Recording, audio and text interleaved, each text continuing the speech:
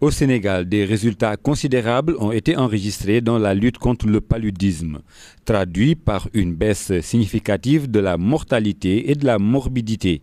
Des interventions efficaces prouvées dans l'utilisation des moustiquaires imprégnés à longue durée d'action, pilotées par le ministère de la Santé en collaboration avec ses partenaires. Beaucoup d'initiatives ont permis de réduire énormément le taux de mortalité lié au paludisme.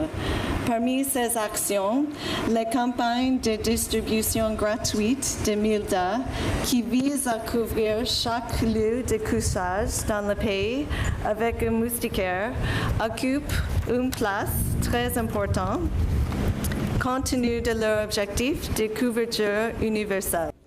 Il s'agit de pouvoir élargir les possibilités d'accès aux moustiquaires imprégnés à travers le secteur privé. Vous savez que nous avons au niveau du Sénégal et dans beaucoup de pays privilégié la distribution gratuite des moustiquaires imprégnés en campagne de masse de distribution. Et ce sont des moustiquaires qui vont durer 3 ans. Et nous voulons que les populations en fassent un acquis, mais qu'il puisse y avoir une pérennité de l'action.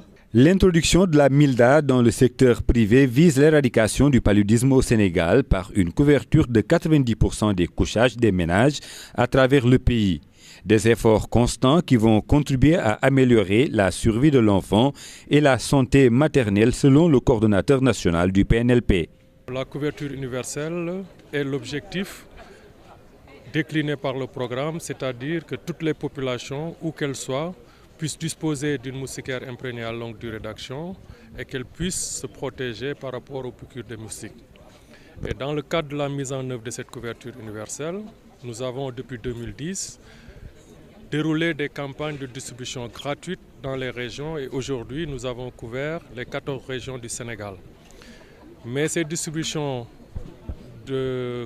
campagnes de distribution doivent être soutenues par une distribution en continu à travers différents canaux.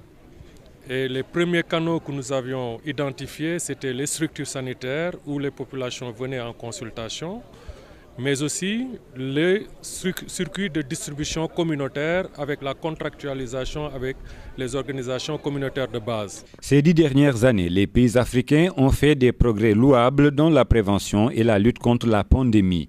Une nette diminution de 33% de décès dus au paludisme a été enregistrée en 2012.